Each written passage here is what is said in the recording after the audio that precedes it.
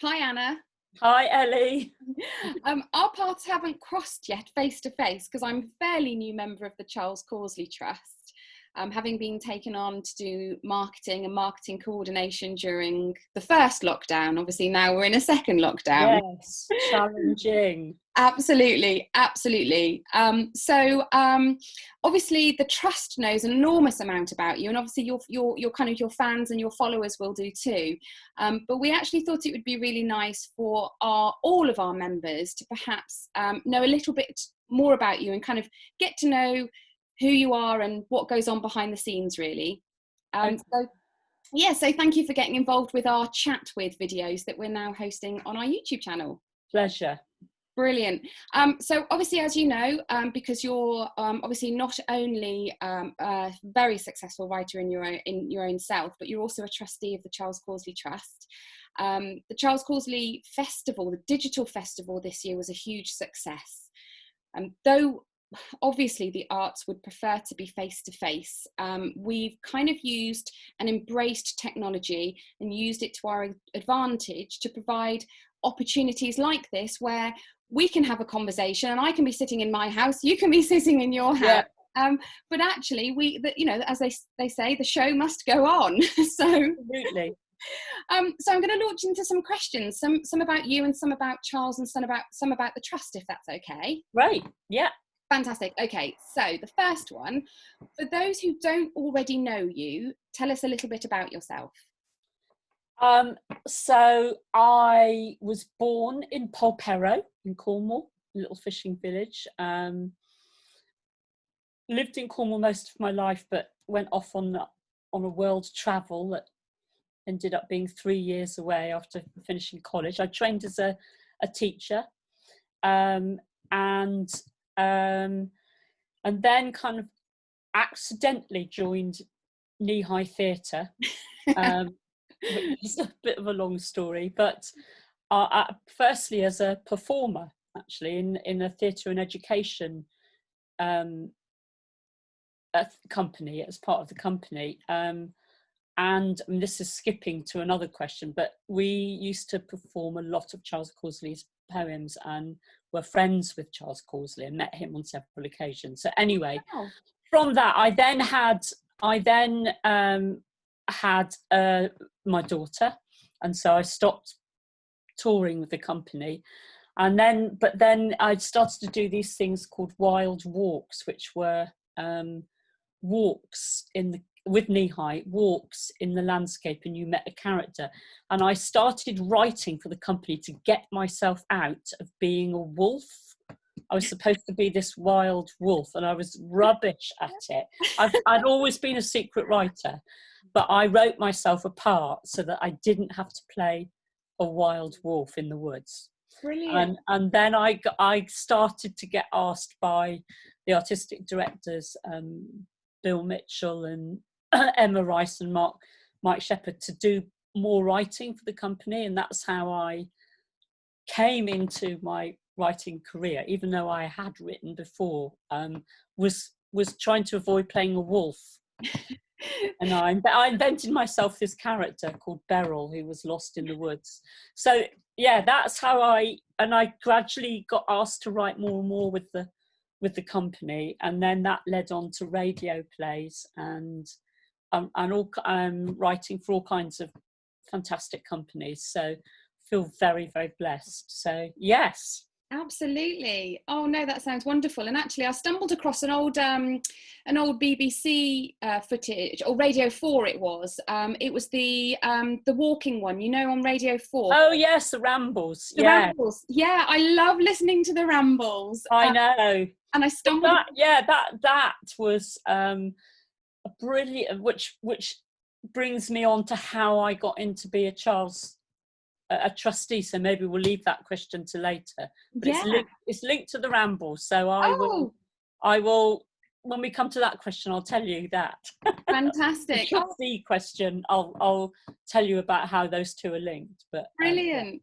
So I was going to ask you, what might our viewers find surprising about you? So is there something more surprising than the fact that you stumbled across a whole successful writing career just to write yourself out of performing as a wolf? Yes.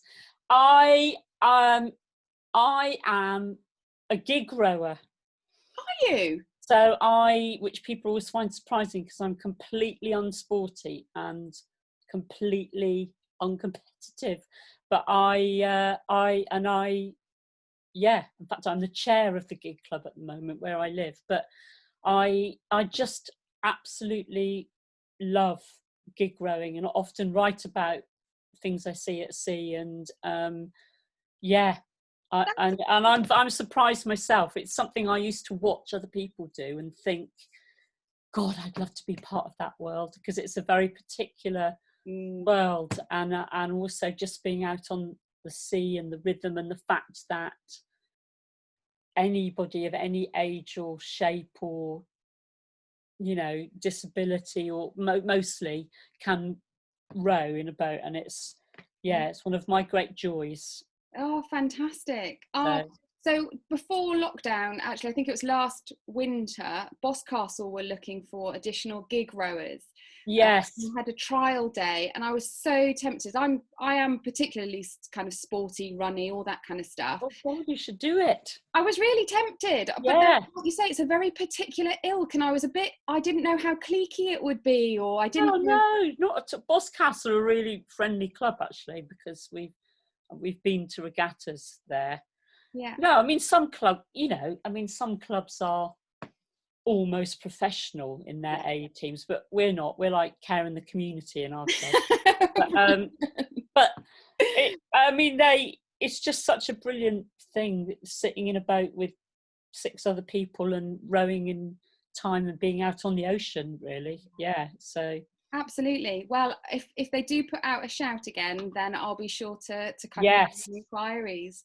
But that's fantastic. Okay, so we've touched very, very briefly on some of the writing you've done. Yeah. Have you got a particular writing style or genre that you explore or you prefer to write around?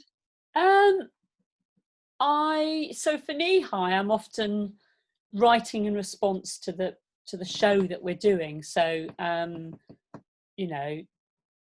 Tristan and Isolde, which I wrote with Carl Groves, and Red Shoes, which I wrote, where because they were originally outdoor shows, you have to write in a bit like lots of intimate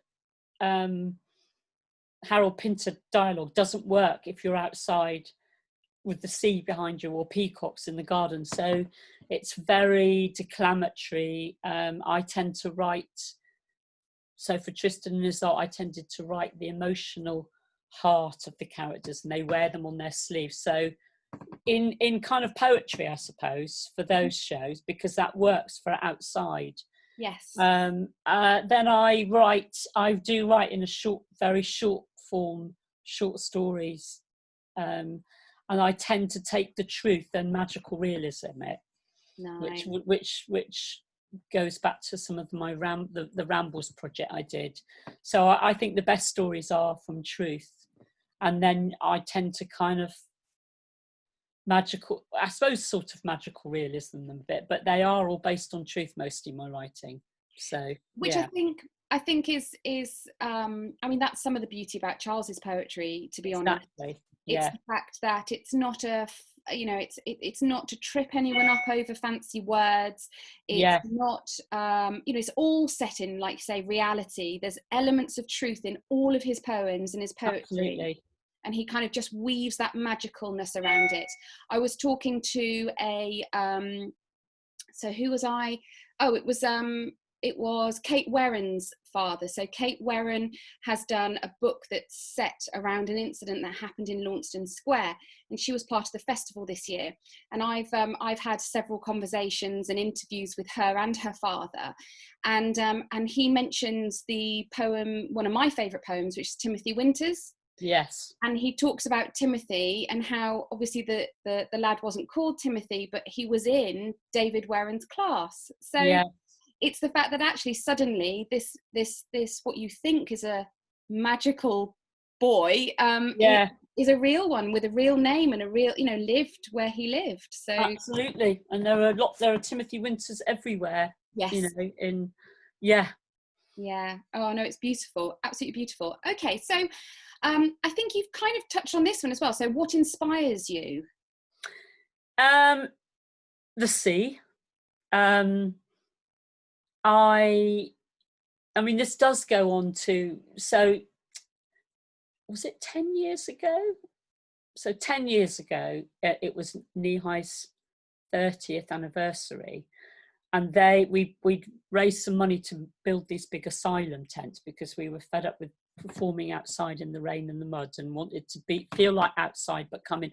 Anyway, Emma Rice, the artistic director at the time, said, we'd like to give me and Steve Tanner, who's our amazing photographer, some money and time to do any project you like. And I just to celebrate the artists who've worked for the company for a long time. Actually, when someone says you can do anything you like, it's quite difficult. Yeah. Anyway, what I did, always been a walker, and there was an amazing woman who lived in Newlyn near me, called Mary Kaliner. And when she was 78, we think 78, but old anyway, she decided she wanted to walk to London to meet Queen Victoria and go to the Great Exhibition. So she did. And she was literate and she kind of wrote letters home. She was just a Cornish fishwife, basically. And so inspired by her, I decided for my thing that I was going to do on the 30th anniversary was to walk the roads less travelled in Cornwall with my notebook and do a series of journeys where I walked, stayed overnight, walked the next day. So they carried on and would often find a guide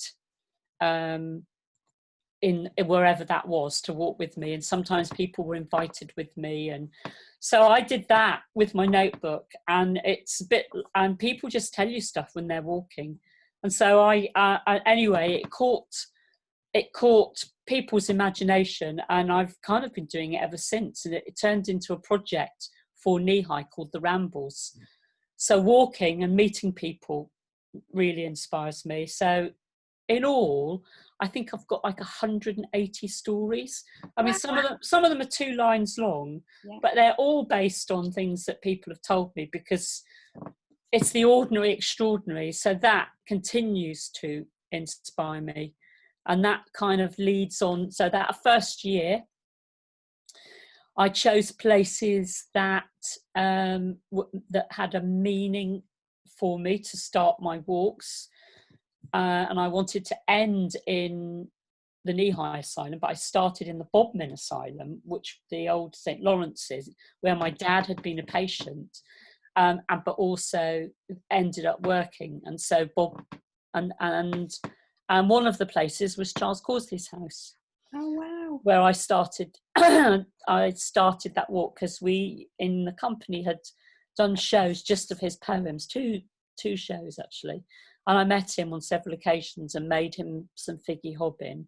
Oh, did you? In his house. Yeah, we went for a meeting and we performed in Lanston, of course. So I started one of my walks at his house and met, one of the early trustees.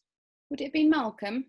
No, I know, he's now not a trustee. Okay. Oh, Kurt, is it? No, not Kurt. Oh, know him really well, can't remember his name. A lovely man, and he came to meet me and persuaded me to be a trustee. And I walked from Charles Causley's house, basically. What struck you most about Charles? I mean, having gone to a Cornish school, our headmaster in Polperra School used to read us Causley, and I'm sure that and another English teacher when I was at secondary school is why I'm a writer, is hearing those. I mean, his poems they're all love stories or ghost stories, and they are the community that I know. But meeting him as a man, gentle, thoughtful, little bit of a twinkle in his eye, just a lovely human being, but with this beautiful Cornish voice when he read his own poems. Just a lovely but with a twinkle. You know, he definitely had a twinkle for life. So yeah. Part of the festival, we got to play the Poetry Archive Oh recordings of yes, I listened to some of that. Yeah. They're just, you know, when you listen to him, not just reading his own poetry, but some on the end of some of them, there's a little, almost like a little summary or a little bit of context to the poem. Yeah. And when you hear that voice, you're just kind of like, I could listen to it forever. I know, absolutely. Yeah. And like say, gentle, Cornish, but yeah, but you can almost hear the little bit of mischief in his voice when Yeah, he no, absolutely. Yeah. Definitely. So so I'm guessing that's then you're kind of ambushed to hear about the trust. Yeah. Yes. But it was all, you know, it was also an honour to be asked, you know, and the house at that stage was as Charles had left it, you know, and yeah, so I became a trust member, and then I mean, the bit that I usually do for the trust is do something at the festival. Yeah. And me and my friend Rick, who's a brilliant genius musician, also loves Charles Causley and has put a lot of his poems into songs. And Rick and I have performed in the house, little soirees for about 15 people each, and for Rick to be in his front room where he wrote was just like such a brilliant thing. So yeah. I know, being able to broadcast the festival, sitting in, because I basically stayed there for 3 days to be the host for all of the events, and genuinely it felt like such an honour to be sitting at seats that he would have sat at, and books that he would, all of that kind of stuff, because it's a living museum. It's just phenomenal. And my son was there for a couple of the events, and I've got a picture of him sitting in sitting in the you know, the crushed orange velvet chair. Yes, yeah. And I've got a picture. The sun's just coming in. He's sat there. He's reading. And for him, do you know what? It's going to mean nothing right now. But when he's in his 20s, 30s, 40s, he's going to be like, "Wow, I actually, you know, I went in that house." Yeah. It's magical. It really. No, absolutely. Yeah, Rick and I have ended up staying there once because the place where we were going to stay had double booked us, so we ended up staying the night in Charles's house, and then like doing this performance with Simon Parker the next day. It's just so delightful. Brilliant. So yeah, fantastic. Okay, so we've talked a little bit about what draws you to Causley's work, what made you get involved with the trust, what inspires you. What's your favourite poem of Charles's and why? Well, God, that is so hard to choose. Yeah. But and again, we've used, so I work with these brilliant Cornish musicians, which Rick is one called Baggers to Goal, and we've done 3 shows, and which I've written, but they've all featured some of Charles's poems. And I think one of my apps is just like a genius bit of writing, and we used it in the show with the trust permission. And somebody else read it. Dave Trahere, who's a Cornishman, read it in his lovely voice. And people go, "God, we love that show. God, that My Name is Martin Oxboy. That's so brilliant, Anna. Did you write that?" And I went, "No, Charles wrote that." And it's called My Name is Martin Oxboy. And what he wrote brilliantly about was the outsider and actually mental illness. So, and madness. And so some of my favourite poems, and I also relate it to my father, who was a brilliant man, but some of the poem, he seemed to understand the kind of birds in people's heads. So yeah, you know, the ballad of Billy Nosey Bent and How to Cure a Lunatic Boy. But the name, my Name is Martin Oxboy, is one of the most brilliant bits of writing, and it's from it's from a verse play called The Ballad of Aucassin and Nicolette, which I've never seen, so I haven't seen the whole thing. No. But it's a Charles Causley. Yeah, I'd love to get a copy of it, but anyway. Oh no, brilliant. And like you say, he just has a way of being able to put the most complex and confusing of things so simply. Yeah. I think that people then mistake that for simple writing. No. But actually it's the fact that he translates the complicated into things that we can understand, relate to, see so clearly. And because he does it so well, there's a presumption that it's simple, but actually it's hugely complex. Oh God, they're epic. Even his sort of, seemingly the stuff that, well, he never wrote specifically for children. They seem simple, but they've got, like Figgy Hobbin. Actually, it's about longing and homesickness, and so it's a really entertaining poem, but it's also got a big emotional heart, and all of his poems have. Yeah, and it's brilliant. layers, isn't it? Yeah. It's like I said in the previous interview, it's like pantomime. You can go as a child and you see it for what it is. You go for an adult and you see the innuendo. So it's just layered depending on where you're at within your life and what stage you're at and what you're going through. You kind of can see different things within his poetry. Yeah, absolutely. Okay, so back to you now. Can you tell us a little bit about any up-and-coming projects that you've got? Yes, I have. So I am on the last draft of 2 sets of plays for Radio 4. I am working with the brilliant Baggister Goll on a new show called Exiles, which is based on the kind of history of Porthcurno and the sort of telegraph museum, which sounds very dry, but it's absolutely not. It's fascinating, and about kind of diaspora and imperialism and communication. And anyway, so we're working on that. And with Knee High, I am myself and Carl Gross, who's one of Knee High's artistic directors, are working on with our colleague Simon Harvey, are working on a version of the Ordinalia, Cornish Ordinalia, but written for young people, and it's called Hell Up. Oh, fab. Yeah, or Hell Up is, ELLUP.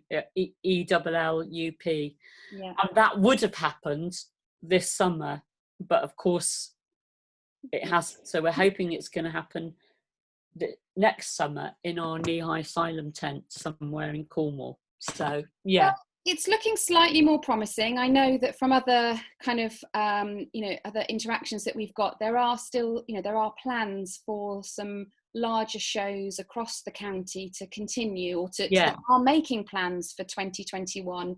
But that kind of leads me into my last question, really. So what are your thoughts around the current climate for the arts? It's twofold, really. So for companies like Knee High, who I work for, we're lucky enough to be an NPO, which is a national portfolio organisation. But we're having to rethink everything because of this pandemic. And when it first happened, we, all of our live shows, of course, went. So we and many other companies who had lucky enough to be funded, we did a lot of online content, but in order, apart from anything else, to pay artists, to actually pay artists and try and support them. So we did projects like, we did. I work because it's not about Knee High, but a lot of other companies are having to do that. There's I think people have realised how important the arts are. People think the arts is just art galleries and theatre companies, but it isn't. It's, if you've been watching Netflix, that's made by artists, that's written by a writer and then performed by artists and musicians. And so people are starting to realise that actually how necessary the arts are. People are finding incredibly inventive ways to deliver content, as you know, in the Charles Causley Festival. Yeah, there's been Cornwall has always been is often in adversity throughout the centuries, and they come up with their inventors as well. So been some brilliant projects in Cornwall from people I know. People, friends of mine, Susie and Will, who are dancers, did this brilliant project called Dancing in the Street, where they would go to a street and dance. People sending out art, packages through food boxes of craft materials and instructions on how to make things. People delivering story postcards. I also work for a brilliant organisation called the Writers' Block, whom we've done a lot of things in association with Charles Causley. We use, most of our repertoire is Charles Causley, but we've been doing a lot of audio and performances online with the Story Republicans, and Charles Causley. I would say most of our repertoire has been Charles Causley, and we continue to do that. So we have a lovely link with you guys. So so what's tragedy is some brilliant companies have gone under, and it's very challenging for venues. And we're in danger of losing some brilliant venues. So there's an amazing inventiveness and generosity, but in the end you want to honour the artists and theatre makers by actually being able to pay them. So I'm sort of, I go from despair to incredible optimism, and at people's sheer inventiveness, And I think that just generally in life, this week alone, I went from I walk every day. It's part of what keeps me sane. So I always cut out an hour of my day. I'll do 4 miles. It tends to be the same route because I know that route, and I know it's an hour. Exactly the same. Yes. Yeah. But I think that on that one walk, I left with one mindset and ended with another, and then towards the last 5 minutes rallied again. So it kind of went from being no, we've got this, it's all community spirit, we're all pulling together, we're going to be okay, we're going to shop local and we're going to get through it, to being somewhere in the middle, kind of going, but really, what have we had to contend with? Are we contending with? And not just the arts, but generally in life, children going to school, mask wearing, limited travel, Christmas, all of that. Towards the end going, no, it's going to be all right, it's going to be all right. And whether that's the British stiff upper lip or the Cornish resilience, my family go back hundreds of years in Cornwall, so whether it's that or whether it's just the human spirit of that kind of tenacity. But I think yes. It has brought out the huge inequalities, and what one hopes, but I sometimes wonder, is if people are when everything's okay again, that people will still remember to shop local and not use their cars so much, and you just really, and the inequalities have been, I think that in that has been a good thing for the arts, actually realising the huge inequalities and what and actually what use can we be to our communities. Absolutely. And I think that they've always got the orange is the new black, but I think community and local is the new way forward. Absolutely, the new future. And I think that huge swathes, not everyone, but huge swathes of people have recognised and realised that, and I think that actually the pandemic has gone on long enough for those to become habits as opposed to just something one-off.